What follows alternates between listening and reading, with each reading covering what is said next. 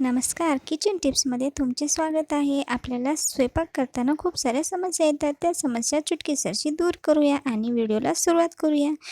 Number 1. पोहे बनवताना त्यात वाटीभर चुरमुरे भिजवून टाकावेत. त्यामुळे पोहे थंड झाल्यावरही वातड होत नाहीत. नंबर 2. एखाद्या वेळेस फ्रीजमध्ये खूप वास येत असतो. यासाठी लाकडाचा कोळसा एका वाटीमध्ये टाकून फ्रीजमध्ये ठेवून द्यावा. यामुळे फ्रीजमधील वास लगेच गायब होईल. नंबर 3. दूध तापून थंड झाले की फ्रीजमध्ये ठेवावे. यामुळे दुधावर छान भाकरीसारखी जाड साळ येते. नंबर 4. केळीचा घड दोरीला लटकावून ठेवला तर केळी लवकर खराब होत नाहीत. 5-6 दिवस केळी चांगली राहतात. नंबर 5. रसगुल्ले छान स्पॉन्जी बनवण्यासाठी रसगुल्ले पाकात टाकले आणि छान फुलले की मधोमध 1 ते 2 चमच पाणी टाकावे. त्यामुळे पाक जास्त घट्ट होत नाही आणि रसगुल्ले छान मऊ स्पॉन्जी बनतात. नंबर 6. छोले भटुरे बनवून झाल्यानंतर थोड्या वेळाने भटुरे वातळ होतात. त्यासाठी मैदा भिजवत असताना त्यामध्ये थोडे दही जास्त घालावे आणि थोडा बारीक रवा मिक्स करून पीठ मळावे.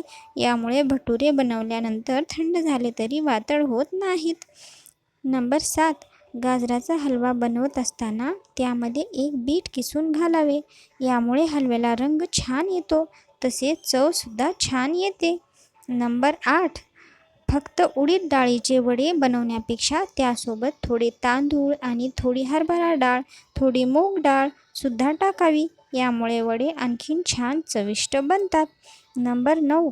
एखादी भाजी जर जास्त प्रमाणात कापली गेली तर उरलेली भाजी एका भांड्यात पाणी घेऊन त्यामध्ये कापलेली भाजी ठेवून फ्रीजमध्ये ठेवून द्यावी. त्यामुळे भाजी दुसऱ्या दिवसापर्यंत ताजी राहते. नंबर 10. पांढऱ्या रंगाचा गूळ थोडासा गोडाला कमी आणि खारट असतो. त्यामुळे गूळ खरेदी करत असताना नेहमी लाल रंगाचा गूळ थोडा खाऊन बघून मगच खरेदी करावा. नंबर 11. अख्ख्या गवारीच्या शेंगा, अख्ख्या भेंडीचे काप करून उन्हात वाळवून ठेवले तर खिचडी किंवा आमटी भातासोबत तळून खायला खूप छान लागतात. नंबर 12. शेंगदाण्याची चटणी बनवत असता त्यामध्ये थोडीशी कढीपत्त्याची पाने घालावी. त्यामुळे शेंगदाण्याची चटणीला खूप छान चव येते. नंबर 13. दररोज खाण्यासाठी लागणारे लोणचे एका छोट्याशा बरणीत काढून ठेवावे. दररोज लोणच्याच्या भरणीला हात लागल्यामुळे उघडझाप केल्यामुळे लोणचे लवकर खराब होते. नंबर 14. शेळीचे दूध शरीराला शक्ती देण्यासाठी खूप फायदेशीर आहे. यामुळे लहान मुलांना देखील आवर्जून शेळीचे दूध प्यायला द्यावे. नंबर 15. बिना दुधाचा चहा पिल्याने लठ्ठपणा कमी होतो. नंबर 16. वरणासाठी तुरीची डाळ शिजवत असताना त्यामध्ये 4-5 मेथीचे दाणे टाकावेत.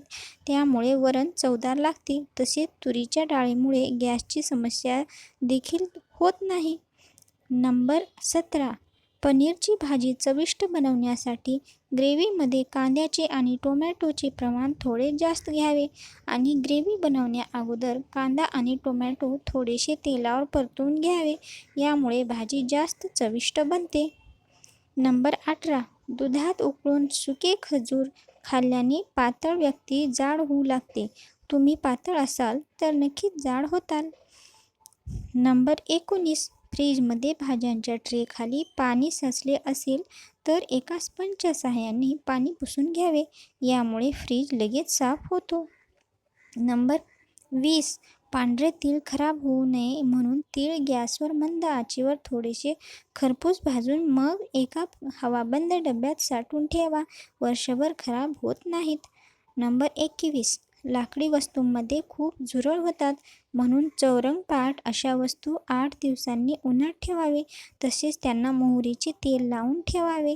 मोहरीच्या तेलामुळे त्यामध्ये झुरळ होत नाहीत. नंबर 22. जर तुमचे फक्त पोटच खूप वाढले असेल तर रोज रात्री झोपताना नाभीत बदामाचे तेल घालावे. यामुळे पोट हळूहळू कमी होते. धन्यवाद.